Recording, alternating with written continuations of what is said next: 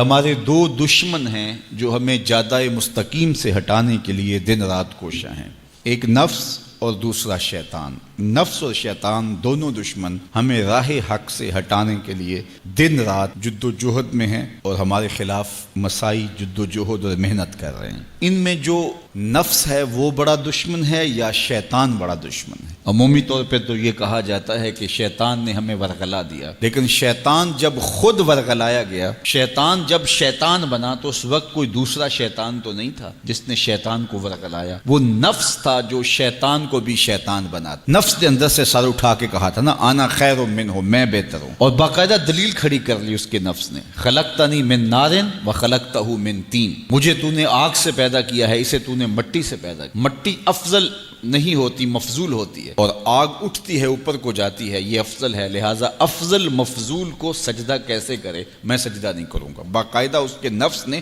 ایک دلیل تراشی۔ اللہ اگر چاہتا اس کی دلیل کے بخی اور دھیڑ کے رکھ دیتا، لیکن اللہ تعالیٰ نے اس کی دلیل کا جواب دینے کی بجائے کہا جا میرے دربار سے نکل جا۔ اس نے کہا مالک مجھے مہلت دے دے، کہا جا قیامت تک تجھے مہلت۔ اللہ اکبر۔ تو اب شیطان کو شیطان بنانے والا نفس ہے جس نے اندر سے کھڑے ہو کے کہا انا خیر منہ، میں بہتر ہوں۔ اس میں نے شیطان کا بیڑا غرق کر، انانیت اسے کہتے ہیں، انا خیر منہ، اس سے انانیت ہے، میں بہتر ہوں۔ ایک بزرگ تھے، انہوں نے ساری زندگی اپنی زبان پہ لفظ میں نہیں آنے دیا۔ وہ فرماتے تھے یہ وہ لفظ ہے جس نے شیطان کا بیڑا غرق۔ تو وہ اس مفہوم کو ادا بھی کرنا چاہتے تو بالفاظ دیگر کر۔ کسی نے سنا کہ فلاں شخص ہے، اس کی زبان پہ کبھی میں کا لفظ نہیں آیا، تو اس نے کہا لو اس کی زبان پہ یہ لفظ کیوں نہیں آیا؟ میں جاتا ہوں اور ان کی زبان پہ یہ لفظ آئے ہی آئے۔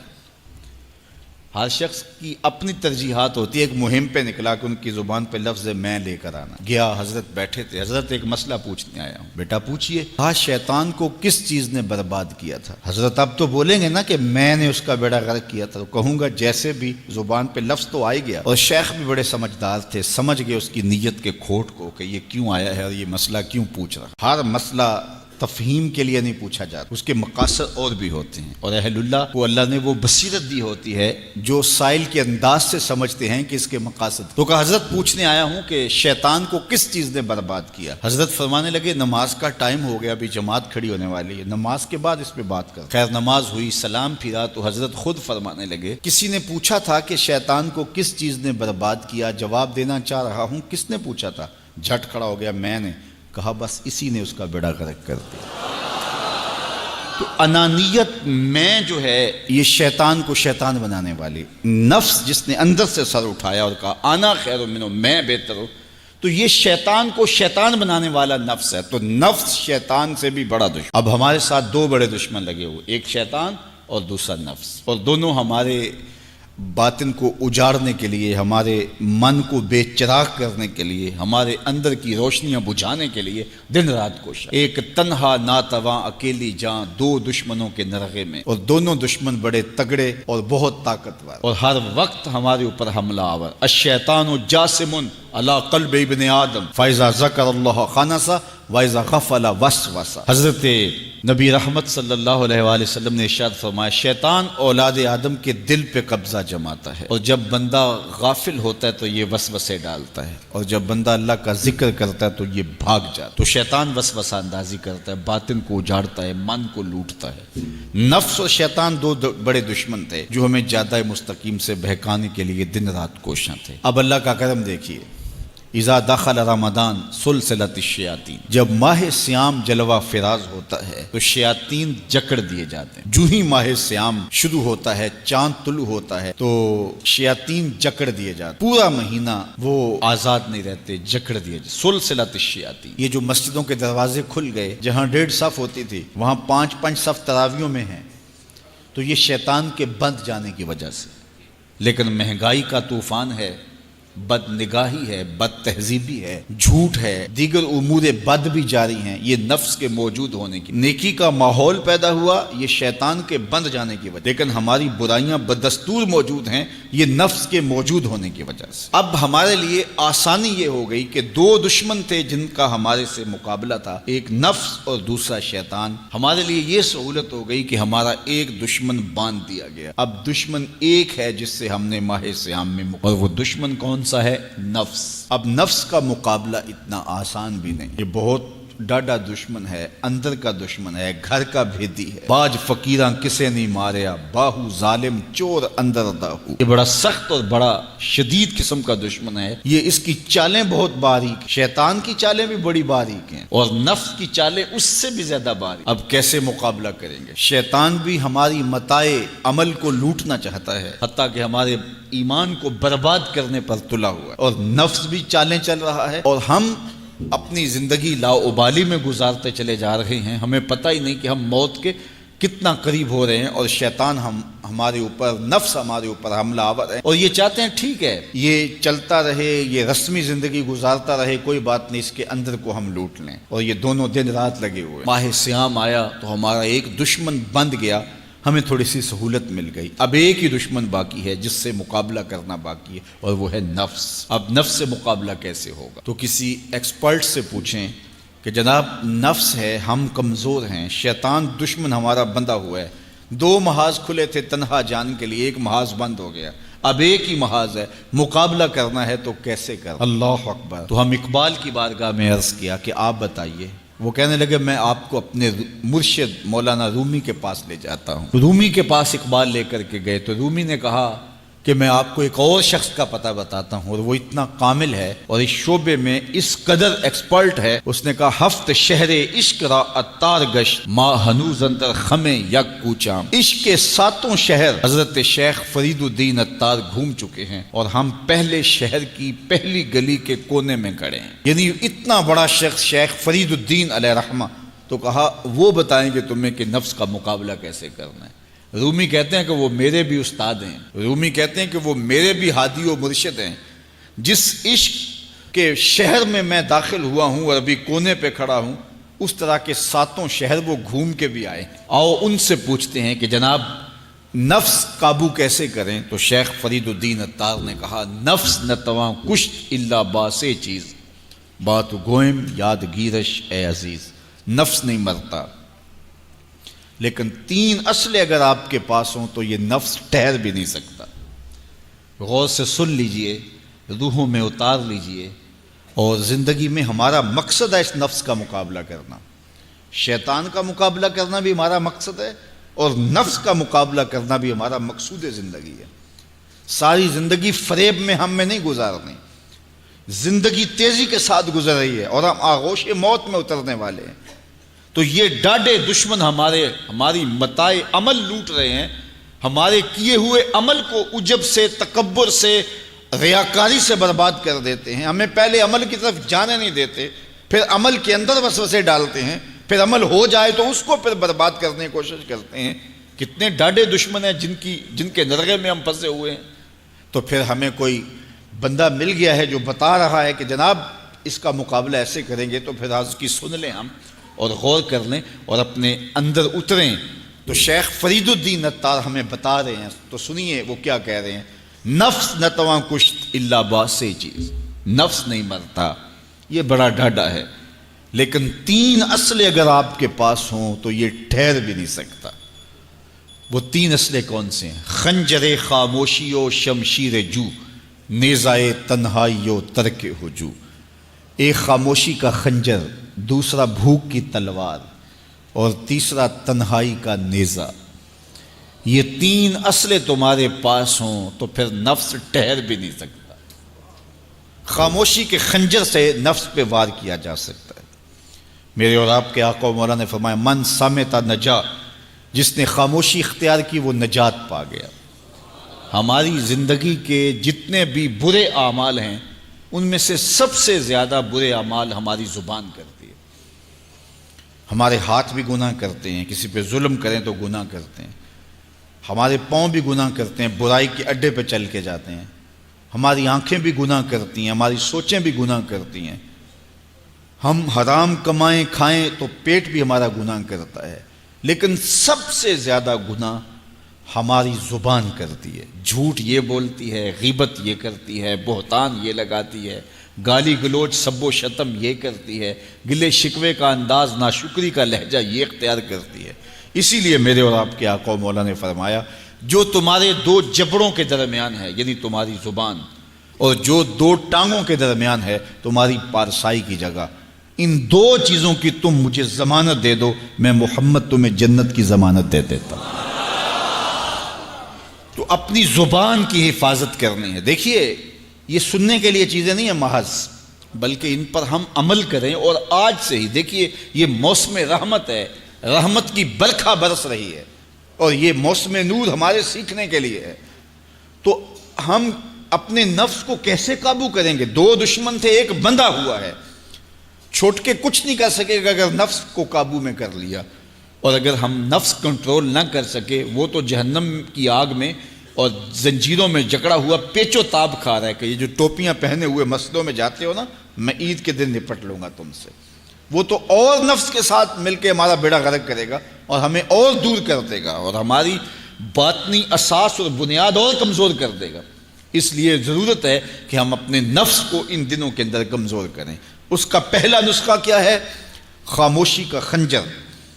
آپ جب خاموشی اختیار کریں گے، زبان کو صرف ضرورت کے لیے استعمال کریں گے، تو پھر نتیجہ کیا ہوگا کہ آپ کے گناہ بہت کم ہوں گے، جھوٹ کم ہوگا، غیبت نہیں ہوگی، بہتان تراشی نہیں ہوگی، دیگر اعمال جو زبان کے ذریعے سے صادر ہوتے ہیں اور ہم گناہوں میں اضافہ کرتے چلے جاتے ہیں۔ تو زبان کو اگر کنٹرول میں کر لیں گے، اللہ اکبر، حضور علیہ الصلوۃ والسلام نے زبان کے کنٹرول کرنے کی تلقین کی، اور یہ بغیر ہڈی کے گوشت ہے، اس کو سنبھال لیا جائے، 32 دانتوں میں جکڑ کے رکھی گئی زبان ہے، لیکن یہ پھر بھی قابو میں نہیں رہتی۔ اس کو کنٹرول میں کر لو، اس کو قابو میں کر لو۔ ایک روایت میں آتا ہے جب صبح ہوتی ہے تو سارے اعضائے بدنیاں زبان کے آگے ہاتھ جوڑتے ہیں کہ بی بی تو نہ کچھ کرنا، تیری وجہ سے ہم سزائیں کاٹیں گے اور اذیتیں پائیں گے۔ تو زبان کو قابو میں کرنا، اور اس کا علاج کیا ہے؟ خاموشی۔ من صمت نجا، جو خاموش ہوا وہ نجات پا گیا۔ خنجر خاموشی، خاموشی کا خنجر ہو تو نفس کے لیے بہت بڑا وار ہے۔ دوسری بات، شمشیر جو، بھوک کی تلوار۔ بھوک کے ذریعے نفس کشی ہوتی ہے۔ نفس کا مقابلہ بھوک سے ہم کر سکتے ہیں، چونکہ جب بھوک ہوگی تو اس وقت بہت ساری خواہشات جو ہیں وہ دم توڑ جائیں گے۔ اللہ کے محبوب علیہ السلام کا ایک فرمان سنیے، بالخصوص نوجوانوں کے نام۔ یا معاشر الشباب من استطاع منکم الباء فلیتزوج فإنہ اغض للبصر واحسن للفرج فمن لم یستطع فعلیہ بالصوم فإنہ لہ وجاء۔ فرمایا اے جوانوں کے گروہ، تم میں سے جو نکاح کرنے کی طاقت رکھتا ہے وہ دیر نہ کرے، جلدی نکاح کر لے۔ کیوں کہ نگاہ اور پارسائی کی جگہ کا محافظ ہے، تمہاری نظر کو بھی محفوظ کرے گا اور تمہاری پارسائی، تمہاری عصمت کے جوہر کو بھی محفوظ کرے گا۔ تو اگر کسی کے پاس استطاعت ہے تو وہ نکاح کرنے میں دیر نہ کرے۔ فَإِن لَمْ يَسْتَطِعْ، اور اگر کوئی طاقت نہیں رکھتا، اس کے حالات ایسے نہیں ہیں کہ وہ نکاح کر پائے، فَعَلَيْهِ بِالصَّوْمِ، تو فرمایا وہ کثرت کے ساتھ روزے رکھے۔ فَإِنَّهُ لَهُ وِجَاءٌ، روزے اس کے لیے قاطع شہوات ہیں اور اس کی مشکلیں آسان کرنے والے ہیں۔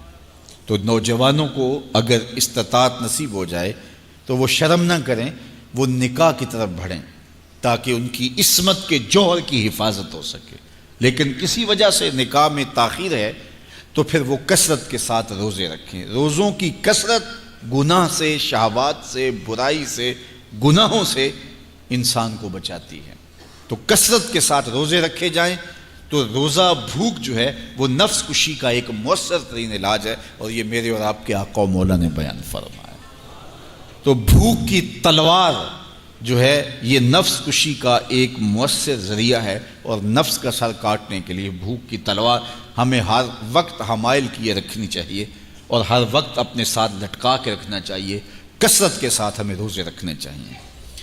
تیسری بات فرمایا نیزہ تنہائی، تنہائی کا نیزہ۔ جب آپ عمومی طور پہ مجلسی زندگی میں ہوں گے تو بہت ساری خطائیں اور بہت سارے گناہ مجلسی زندگی میں آپ سے سرزد ہوں گے، تو جب آپ تنہائی اختیار کر لیں گے تو بہت سارے گناہوں سے بچ جائیں گے۔ حضرت شاہ نقشبند بخاری علیہ رحمہ فرماتے ہیں کہ فقیر کے لیے سب سے بہتر جگہ اللہ کا گھر مسجد ہے، یا پھر کامل شیخ کی صحبت ہے، یا پھر تنہائی ہے۔ چوتھی جگہ سوائے ہلاکت کے اور کچھ نہیں ہے۔ العافیۃ فی العزلہ، عزلت میں، تنہائی میں عافیت رکھی گئی ہے۔ اس لیے اپنے آپ کو ایسے ہجوم میں، ایسی جگہوں پہ لے جانے سے روکیں، اپنے آپ پر ضبط کریں جہاں نظر پاک نہیں رہتی، جہاں خیال کی پاکیزگی کا سامان نہیں رہتا، اور جہاں آپ کی جو ہے وہ آپ کی زبان محفوظ نہیں رہتی۔ دوستوں کے ساتھ بیٹھیے، آپ عزیزوں رشتہ داروں کے پاس جائیے، ضرور ملاقات کیجیے، لیکن اس کا ایک اعتدال ہونا چاہیے۔ اگر آپ سمجھتے ہیں کہ کسی جگہ جاتے ہوئے، کسی جگہ پہنچ کر آپ کی نظر میں پاکیزگی نہیں رہے گی، خیالات میں گندگیاں گردش کرنے لگ جائیں گی، سوچوں میں آوارگی آنے لگ جائے گی، تو وہ شادی کی تقریب ہو یا کوئی اور تقریب ہو، وہاں جانے سے اپنے آپ کو روک لیں، کیونکہ وہاں جا کے آپ اپنا کوئی فائدہ نہیں کر رہے، اپنا نقصان کرنے جا رہے ہیں۔ تو جہاں آپ کو یقین ہو کہ آپ وہاں اپنے آپ کو بچا نہیں پائیں گے، اپنی حفاظت نہیں کر پائیں گے، تو وہاں سے تنہائی بہتر ہے، وہاں سے عزلت بہتر ہے۔ تو یہ تین چیزیں ہم اگر کر لیں تو یہ نفس کشی کا ایک مؤثر ذریعہ ہے۔ اب ماہ صیام کے اندر اللہ تعالیٰ یہ تینوں چیزیں ہمیں نصیب کرتا ہے۔ ہم زیادہ بولتے نہیں ہیں، روزے سے ہوتے ہیں، بلکہ فرمایا اگر تم سے کوئی شخص بحثے، کوئی الجھے، کوئی لڑائی کرنا چاہے، بدتمیزی کرے، تو اس سے کہو انی صائم، میں روزہ رکھا ہوا ہے۔ اور اسی طرح بھوک تو میسر ہوتی ہی ہوتی ہے، اور تیسری بات کہ عزلت بھی میسر ہو جاتی ہے، اس میں آپ ذکر کے لیے، فکر کے لیے، روزے میں آپ تلاوت کلام مجید کے لیے تنہائی اختیار کرتے ہیں۔ تو گویا روزہ ایک ایسی تربیتی ورکشاپ ہے کہ جس کے ذریعے سے آپ کے نفس کی تہذیب ہو جاتی ہے۔ جب نفس قابو میں آ گیا، نفس کنٹرول میں آ گیا، نفس کو آپ نے کمزور کر لیا، تو شیطان چھٹ کے بھی کچھ نہیں کر سکے گا، کیونکہ شیطان ہمارے اوپر حملہ کرتا ہے نفس کے ذریعے سے۔ باہر کا دشمن ہے اور نفس اندر کا دشمن ہے۔ ہمارے دیہاتوں میں چوری ہو جائے نا تو بوڑھے بزرگ مل کے بیٹھ جاتے ہیں کہ بتاؤ چوری کیسے ہوئی، تو ایک نقطے پہ سارے متفق ہوتے ہیں، اور وہ نقطہ یہ ہوتا ہے کہ کوئی اندر کا بھیدی ضرور ہے۔ جب تک کوئی اندر کا بندہ نہیں تو باہر سے کوئی آ کے از خود چوری نہیں کر سکتا، تو کوئی اندر کا بندہ ضرور موجود ہے۔ نفس اندر کا بھیدی ہے اور شیطان باہر سے آ کر حملہ آور ہونے والا ہے۔ اس لیے شیطان کو اندر آنے کا موقع نفس دیتا ہے۔ نفس کو ہی کمزور کر لیجئے، وہ آپ کا ساتھی بن جائے، نفس امارہ، نفس مطمئنہ بن جائے، اور وہ نفس جو برائی کا حکم دیتا ہے وہ نفس امارہ کہلاتا ہے، اور جب وہ کثرت ذکر سے، عبادت سے نفس مطمئنہ بن جاتا ہے تو پھر وہ شیطان کے لیے رکاوٹ کا ذریعہ بن جاتا ہے، اور آپ کی زندگی محفوظ ہو جاتی ہے۔ اور یہ ہمارا کام ہے، یہ ہمارے کرنے کا وظیفہ ہے۔ دیکھیے حضرت انسان کو اللہ نے اختیار دیا، زندگی دی، فہم دیا، ادراک دیا، گناہ کی قوتیں اور نیکی قوتیں ساری اس کے ساتھ لگی ہوئی ہیں۔ اس نے صرف ایک لا ابالی شخص کی طرح زندگی نہیں گزارنی کہ جو سامنے آ گیا کھا لیا اور جو زبان پہ آ گیا بول دی، ایسا نہیں ہے۔ یہ تو انسان ہے، اس کو تو اپنی زندگی کی راہیں خود متعین کرنی ہے کہ میری دنیا آخرت کے لیے نفع بخش کیا چیز ہے اور نقصان دہ کیا چیز ہے۔ انا ہدیناہ السبیل اما شاکرا و اما کفورا، کہ ہم نے اس کو دونوں راہیں دکھا دی، وہدیناہ النجدین، اس کو پتہ ہے یہ اچھائی ہے، یہ برائی ہے، اس نے اس سے اجالنا ہے اپنے اندر کو اور اپنے باطن کو سنوارنا ہے۔ تو ماہ صیام ہمارے لیے موسم رحمت اور موسم نور ہے، جو ہمارے اندر کی روشنی کا سبب اور ذریعہ ہے۔ تو آئیے یہ موسم اللہ نے ہمیں نصیب کیا، قرآن مجید کی کثرت سے تلاوت کریں، نفس کمزور ہوگا، تنہائی اختیار کریں، نفس کمزور ہوگا، اپنی زبان پہ قابو کر لیں، نفس کمزور ہوگا، بھوک تو ہم روزے کی وجہ سے کاٹتے ہی کاٹتے، نفس کمزور ہوگا۔ اب شیطان چھٹ کر بھی عید کے دن ہمارا کچھ بگاڑ نہیں سکے گا اگر ہم نے اپنے نفس پہ قابو پا لیا، اور اگر نفس پہ قابو نہ پا سکے تو شیطان تو پھر پیچ و تاب کھا رہا ہے، اور وہ ہمارے اوپر پھر اور زور و شور کے ساتھ حملہ ہوگا اور ہماری متاع عمل کو لوٹ لے گا۔ تو پھر کیا فائدہ ہوا کہ سارے مہینے کی محنت کی، عید کے دن، عید سے 4-5 دن بعد ہم نے لٹا دی، تو فائدہ کیا ہوا؟ اللہ نے اس عورت کی مثال بیان کی ہے قرآن میں جس کا توازن ذہنی ٹھیک نہیں تھا، اور وہ سارا دن سوت کاٹتی رہتی تھی اور شام کو اپنے ہاتھوں سے توڑ دیتی تھی۔ تو کہا کہیں ایسا نہ کرنا کہ تم بھی اس عورت کی طرح ہو جاؤ کہ اپنے ہاتھ سے کاتا ہوا سوت اپنے ہاتھوں سے ہی توڑ دو۔ پورا مہینہ بھوک کاٹی، پیاس کاٹی، تکلیفیں گوارا کی، اور شام کو جو ہے وہ اپنے ہاتھ سے ہی وہ سوت کاٹنے والی خاتون سوت توڑ دیتی ہے۔ تو کہیں ہم بھی ایسے نہ ہو جائیں کہ مہینے کی محنت ہر سال عید یا عید کے چند دن بعد برباد کر لیں، پھر اگلے سال مہینے کی محنت کریں، پھر عید کو برباد کر دیں، تو کیا فائدہ ہوا؟ تو ہم نے جو نعمت سمیٹی ہے، جو چیز دی ہے، جو چیز حاصل کی ہے، اس کو جذب کر لیں روح کے اندر، اس کو اپنے من کے اندر اتار لیں۔ اہل ایمان کو ایک دعا تلقین کی گئی ہے، وہ کیا دعا کرتے ہیں؟ ربنا لا تزغ قلوبنا بعد اذ ہدیتنا، اے اللہ ہدایت کے بعد ہمارے دل کو پھر دوبارہ ٹیڑھا نہ کر دینا۔ اگر ہدایت دی ہے تو وہ نصیب ہی رہے، وہ من میں جذب ہو جائے، وہ روح میں اتر جائے۔ تو میں اور آپ اپنی زندگی کو اللہ اور اس کے رسول کے نام پہ لگایا ہے، تو پھر اپنی ساری زندگی کو اللہ اور اس کے رسول کے نام پہ لگا دیں۔